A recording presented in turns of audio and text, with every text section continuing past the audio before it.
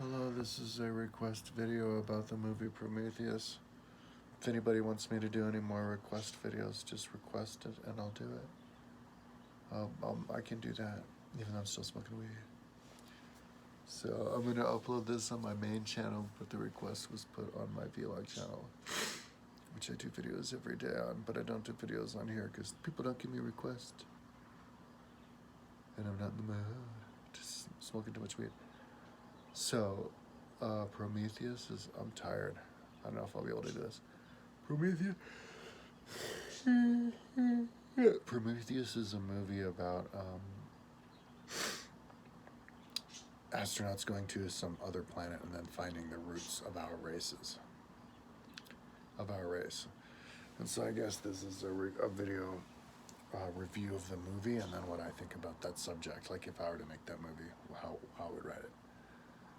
So basically the review of the movie is, it's just another one of these movies where you think you're gonna find some great like mystery and some great truth about the aliens and stuff, and then you find out the alien's just like a human. It's just like a bad human who wanted to kill everybody.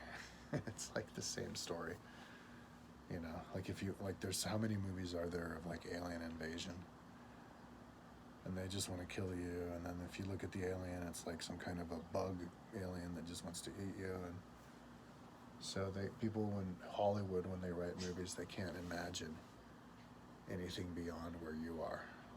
All they can imagine is that physically it's an alien, like it has a different looking body, it has cool technology and flies around in a spaceship, flying saucer. But other than that, it's just like it's just the worst human. It's just like the worst human on Earth lives in the alien. It's like just like some crazy murderer who just wants to fuck with you. So it's kind of too bad they can't imagine positive aliens. I saw Cocoon in the 80s, and that was about like positive aliens. But I guess those movies are kind of hard to make popular because they just not enough action. I think Prometheus is a spin-off of Aliens and Commando, a Predator, because I guess they're made by the same studio, so it's in the same universe, and so that's why they made like Alien versus Predator. And so in the Alien movie with Sigourney Weaver, it's like these parasite aliens that are these like giant, they fester inside your stomach, and then after their egg hatches, they hatch out of your stomach, and then they grow really big into these giant spiders that eat you. And Sigourney Weaver managed to kill it in like the 3 movies she was in it. But then you have the Predator, which is like a human like us, only they're super muscular, and you don't ever see them as humans because they always have this spacesuit on that covers their face because I guess they don't breathe oxygen or something, and they're like 8 feet tall or something, and so the Predators are like manage these aliens. To them, these aliens from the Alien movie are just like animals. The Predators manage and set them loose on Earth-like planets so that they can hunt them for fun. And sometimes the alien manages to kill the Predator, but the Predator usually kills the alien. So with Prometheus, the humans fly their spaceship, and it takes like a whole generation to get there, and they finally get there, but they sleep on the way there so they don't age. And they get there, and there's the company, the billionaire funded it and had like somebody who he designated to control the mission, who's Charlize Theron. And then you have the scientists who are like, on paper, we're supposed to be leading the mission. So they get there, and it turns out the real reason for the mission was to try to find eternal life for the billionaire. And it turns out the billionaire came with them, even though he was just about to die, because he wanted to see if he could get his eternal life. And so they go and they find the alien area, and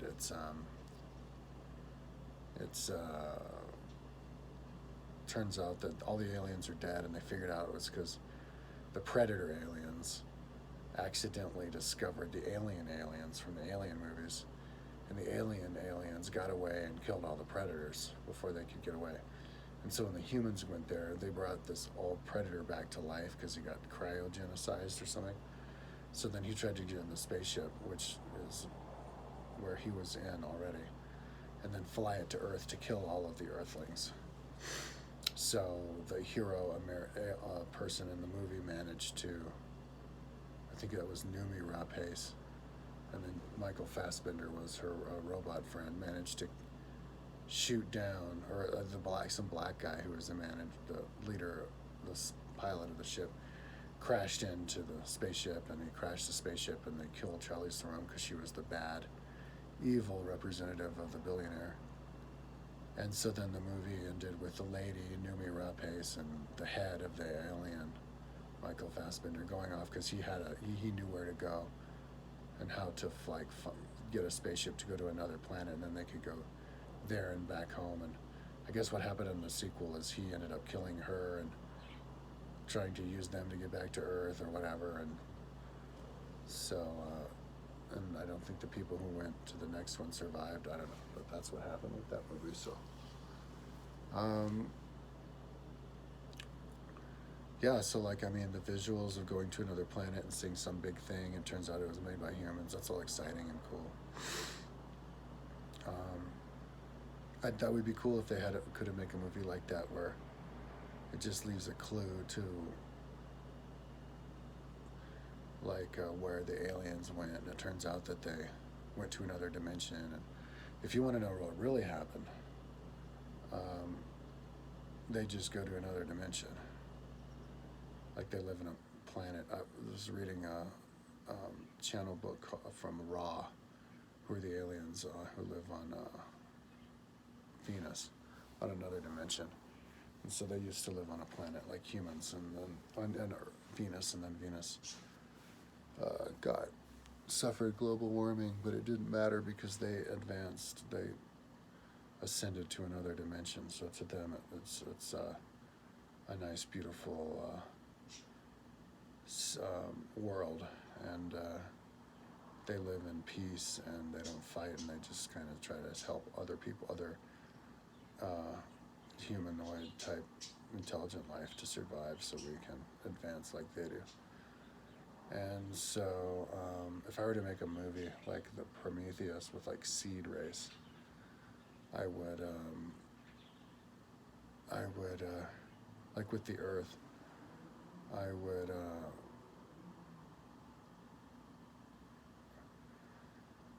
would try to explain like how I believe the world is. I think there's like, you know how when you go down in subatomic levels, once you go to a certain size, and I can't remember what the size is, it's like, I can't remember, but they know, and once you get to a certain size, like the rules of physics don't apply, and now you have to follow the rules of quantum physics, and in the world of quantum physics, time doesn't exist, and location doesn't even exist. It's all, you're into a world of probabilities, and I think to a certain extent in the same way that's how our past works.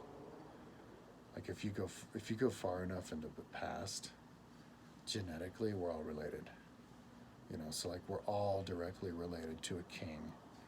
I'm directly related to like 8 kings. I'm directly related to Emperor Maxentius, who died in the Battle of Milvian Bridge against Constantine, and I think even one other emperor. But that's like nothing special because we're all related to each other if you go back 2,000 years, because it exponentially increases your relatives, you know, every generation you go back. So you can't really, it all melts into each other. We all melt into each other genetically if you go in the past. And I think it works the same way when you're talking about like parallel universes. Once you go far enough back in the past, it has just as much to do with whatever parallel universe you happen to live in as whatever happened on this particular world, because it was so long ago and there's so many different ways. So, so in that regard, if you're looking at physical evidence of aliens who lived on the earth and who seeded how we are now, yeah, these are probably just like footprints that happened in all of the different like possible paths on the earth that are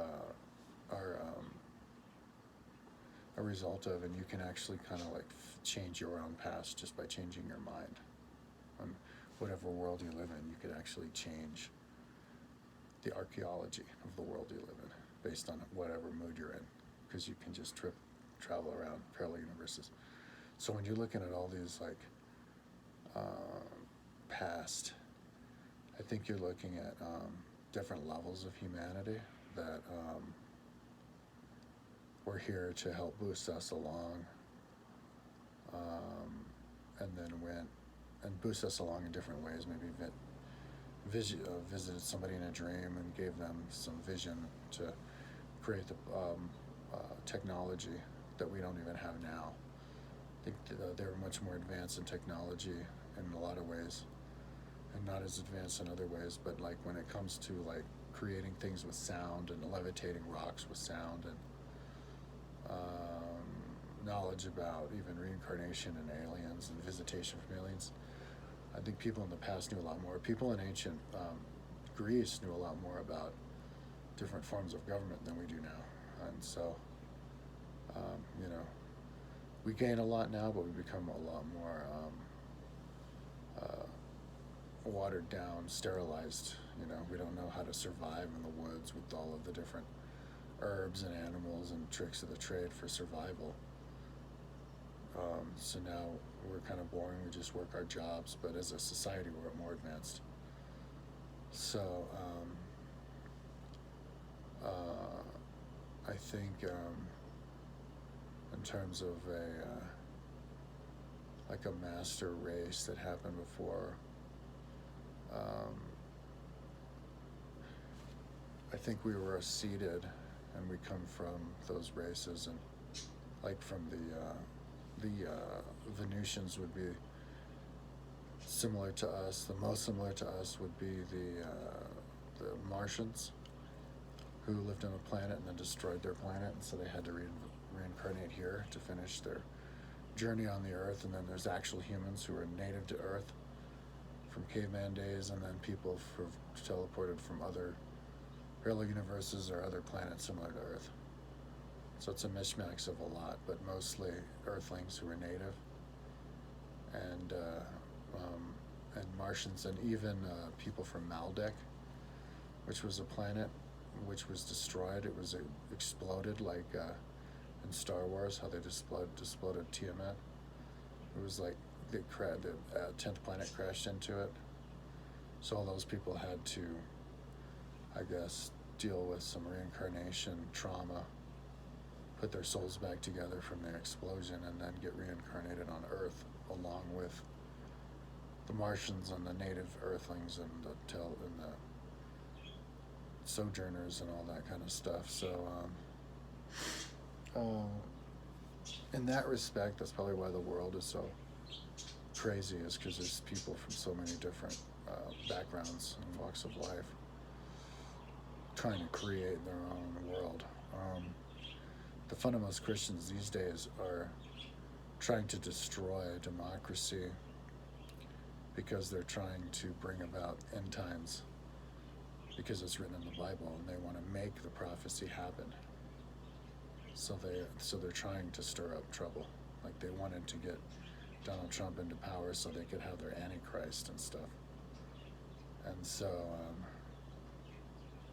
a lot of people's like visions from all the different possibilities are they're trying to compete for it all right now.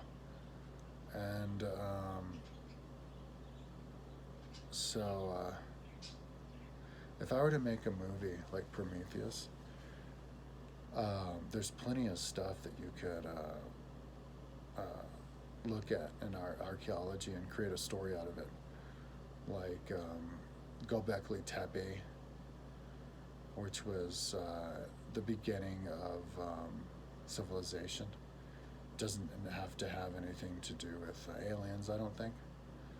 But if they have like amazing stonework, I could believe that it's some kind of technology they used to have that we don't have now, or maybe it was something given to them by the aliens. Just like all of our digital stuff was given to us by the aliens, computer stuff from Area 50 from Roswell. So, what was I saying? Oh man.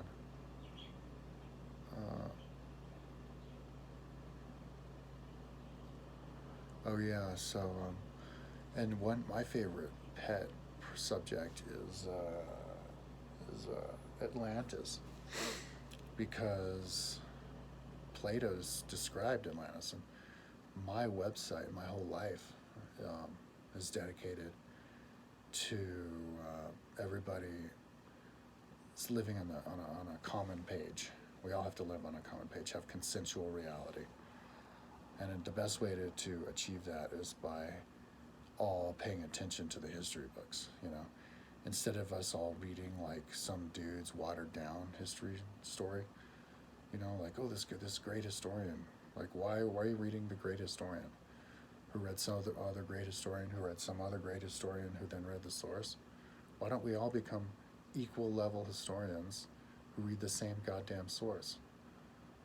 Because there's no reason for us to get like brainwash each other and create these indoctrinated factions of society. We can all have the same sources. It's all right there. It's limited sources. So that's why I put every single historical book on my website, because there's really no other book to read. It's just the ones that are on my website, because those are the only first account or oldest account historical sources. So if you interpret it just like fundamentally, like a fundamentalist Christian would interpret the Bible, then you could come up with actual interpretations that that should be mainstream, that aren't. I tried to mention to some guy with a YouTube channel who was a historian at some college, and I was telling him how he said something about how the flood wasn't in Greece, but it was in Atlantis, because I was mentioning about a flood, but yeah, there was a flood. He's like, oh no, just Atlanta. No, there's a flood in Greece too. Like, that's what they were literally saying. And that they even described what Athens looked like before the flood. Like, the Acropolis didn't exist. The Acropolis was created because of the rain from the flood. And they said how big the Acropolis was before the flood.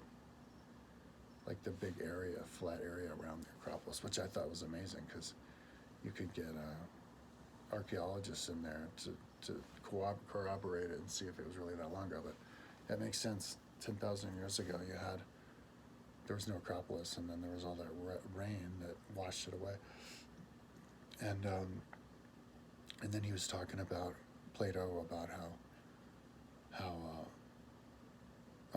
what destroyed Atlantis was comets from the sky, and then you could corroborate that with the diamonds and the Carolina bays, lakes that are lined with the diamonds, and even the location of Atlantis. The island, the underwater island, is only 20 feet deep, and it's the same exact size that Plato said. He said it was 550 kilometers by 350 kilometers, and that's exactly how big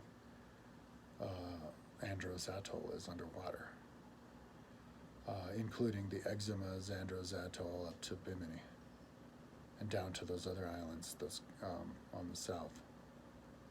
It's exactly the same size as what Plato said, and then he said it was like a horseshoe. It was like faced towards the north with a big bay, and there was a big bay there, and right at the bottom of the bay, where you would put a city, is a city at these rings that are the same exact size as what Plato said. So for everybody to say that it's in the Richet structure in Africa. Like, that's literally not what Plato said, and it doesn't even line up all the cool stuff that he said. So um, um, you could come up with your own story based off of that, but it would be, and you could make a movie out of it, but you don't have to have it like Prometheus or Alien or Predator or, I mean, all of the alien invasion movies, like Independence Day 1 and 2, and like Battle for Los Angeles, and like Battleship, and all these movies where the aliens are just evil people. Like just, you could create a story in Italy, in Atlantis, that aliens came and to our visions or came and gave us technology or whatever. But that's not even really that necessary. You could just have another past where there was technology that we don't have now that then fell, and now we discover it again. The cool thing about Prometheus is people go there expecting to see something, some archaeological thing that was built by humans, and then they do, and it's really big and it's amazing, and it all lines up with history, and that's what's happening now, which is amazing. Like that Plato would describe Atlantis, and then you invent Google Earth and you can see Atlantis. You see the island, you see the city, it's all where it's supposed to be. It's amazing. And then the same thing with Ireland. You have the Irish Book of Invasions, which are these stories of these 4 different types of people who've lived in Ireland. Like, it's a group of people who then get invaded by another group of people.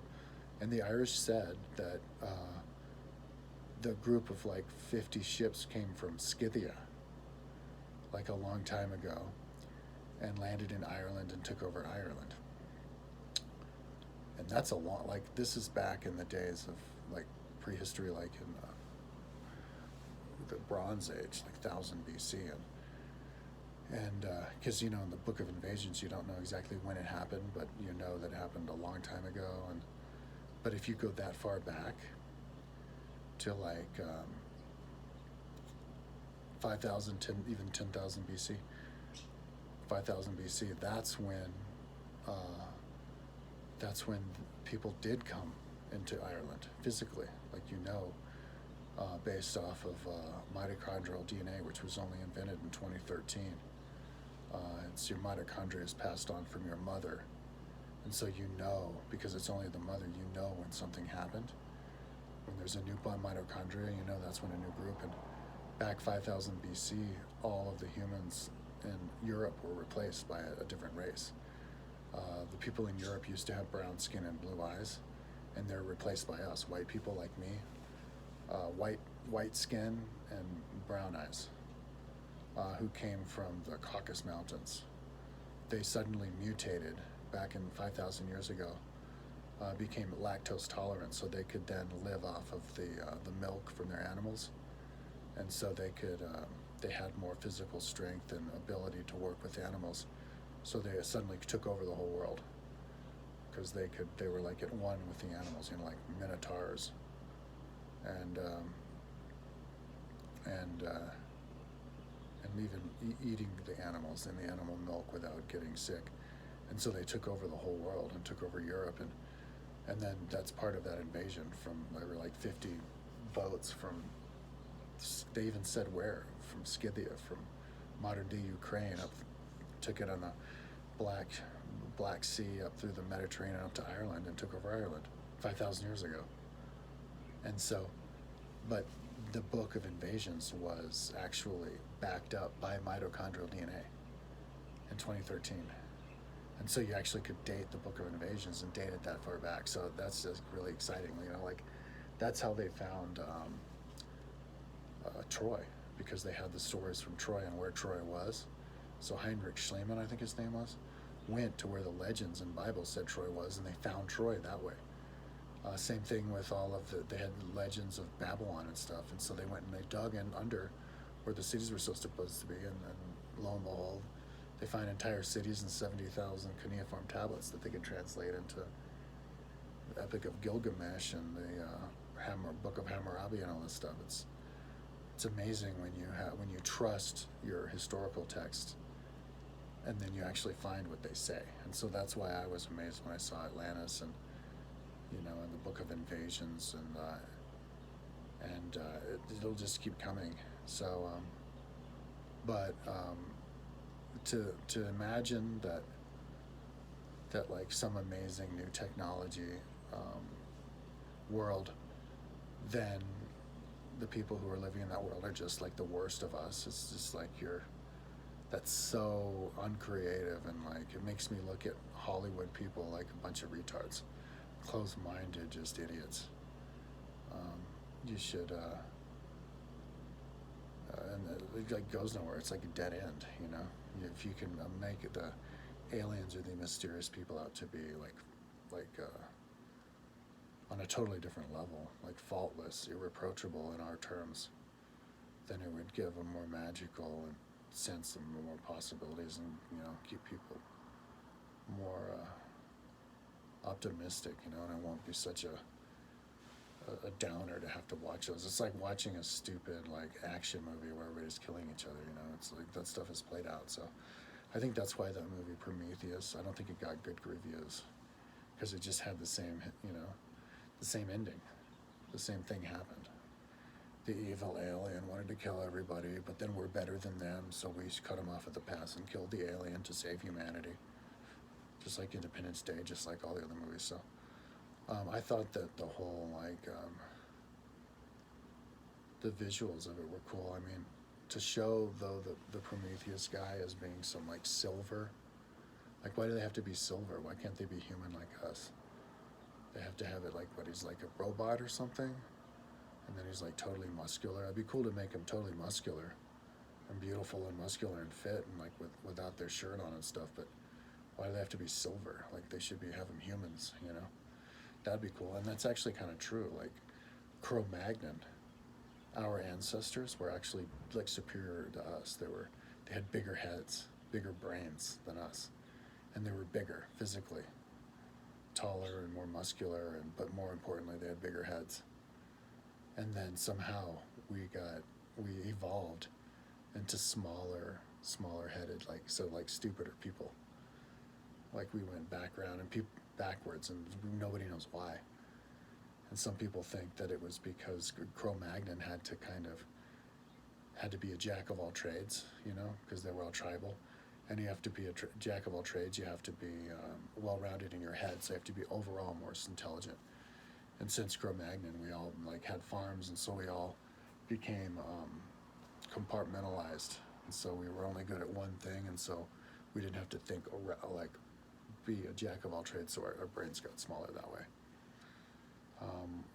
But I don't know. I have other theories that back in a long time ago, there were lots of different human beings, and because we weren't communicating with each other, so different races could grow in their own area. And just like you had giant animals in the north, we probably had giant humans in the north too, who could eat the giant animals.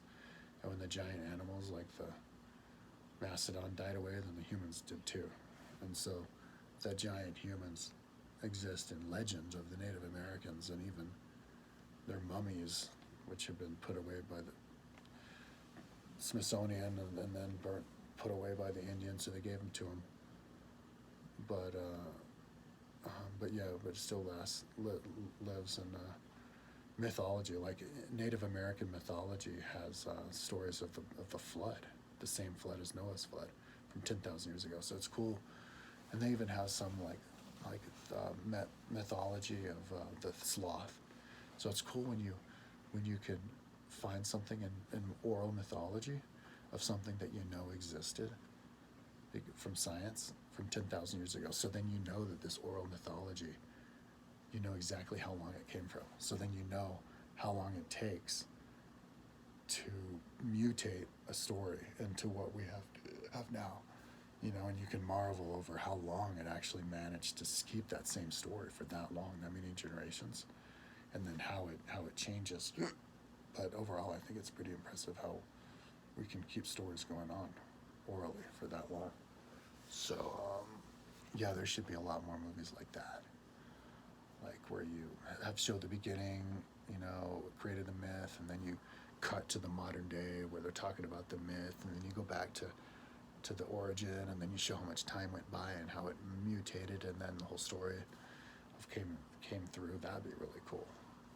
You know, you could do a segment on giants or like sloths, you know, the flood, all this stuff in the myths and stuff. That'd be really cool.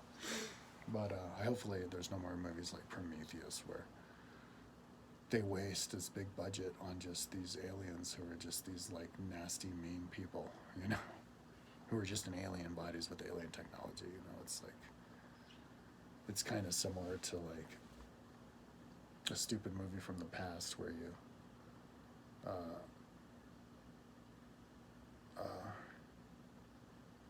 people are just like one-dimensional, you know. I can't think of any examples, but anyways, so that's my review of Prometheus, and for my main channel, first video in a long time. If anybody wants me to do requests, go ahead, give it to me. I can do those from now on. Just working on my website all the time. Alrighty, talk to you tomorrow. Later.